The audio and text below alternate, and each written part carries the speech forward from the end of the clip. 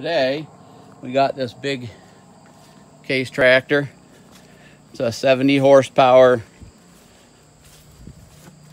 case JX80, and we're loading the tires. Normally you use calcium chloride, which is essentially really strong salt water, but if you ever get a leak, it destroys your rims, eats them right up. So the next best thing is this RV antifreeze, which you can buy in those drums there, but we couldn't find it for this tractor, so we had to buy it in gallons. So I spent a long time dumping into that barrel. And then I have a little sump pump that you can use any pump you want, but the garden hose hooks to it, and it plugs into the normal outlet. And the only other thing you need besides a sump pump or any kind of pump is this little piece here. Tractor Supply, you can buy that at Tractor Supply. It's like 10 bucks. It's got a valve on the back for letting air out. I just unhooked the whole thing. But you fill it until it looks like your fluids level's not dropping. You got to take the valve core out of the valve stem, and any tool like that, normally, sometimes it's even on the caps themselves. It'll have the 2 points sticking up. That's to take the valve out. And if you listen, you can kind of hear it squirting in there.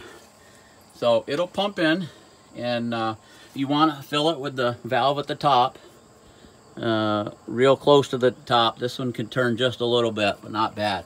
But there's a chart that you can look for, and you look at the tire size, which this one says 18/4/30, and you look that up in the chart, the conversion chart or whatever says that this tractor tire will take 85 gallons. Excuse me. So, just looking at those, thought they were loose, but they don't appear to be. So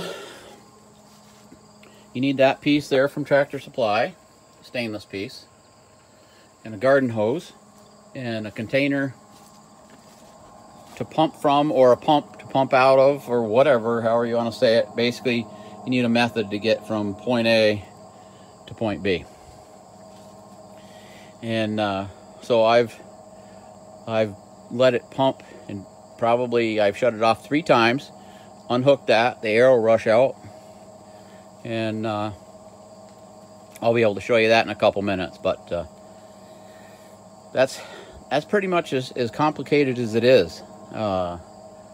And you can, this tire here will have 750 pounds in it of RV antifreeze, which is only 1% lighter than the calcium chloride without the problems, and it won't freeze, you know, blah blah blah.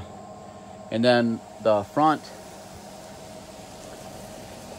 tire will add, when we do those, that'll add another 240-ish pounds, so that'll be about 1,000 pounds between the front and the back tire per side.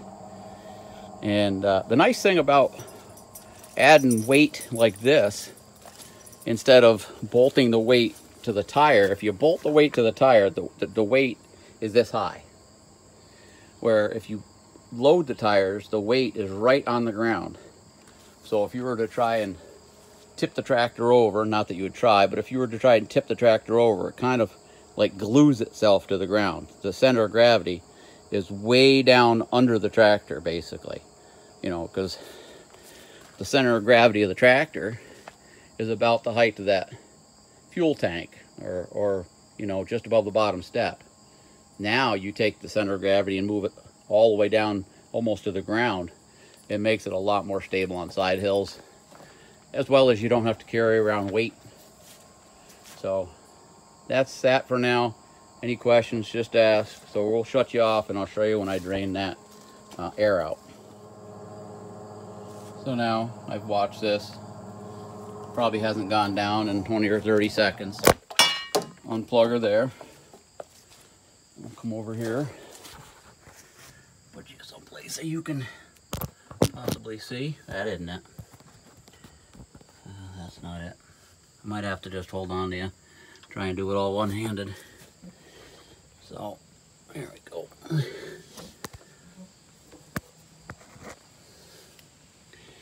One hand is not easy. Alright, anyhow, let's see if I can twist this. At least get it loose. Here, I'm gonna have to set you guys down. Hold still. Quit moving around. Okay. And we got her loosened up. You can kind of hear that air coming out. Yeah.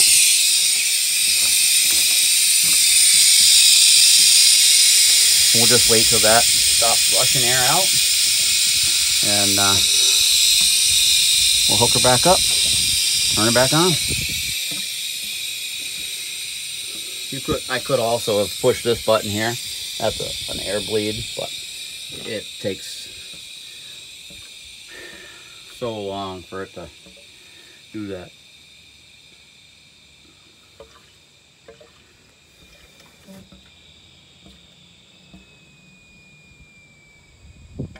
And she's done. Plug you back in. Okay, we're back in. We're gonna go back over. Plug her back in again.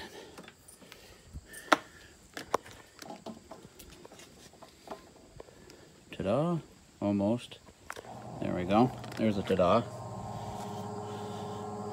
Sometimes you think no ta-das today, but... And now, if you look at that, you can see that she's ever so slowly dropping down again. The reason it goes so slow is the hole is really small. It's, you know, the hole in the valve stem, basically. It's not a great big hole. So, we got 2/3 of this barrel to put in, and we'll be done. 85 gallons total.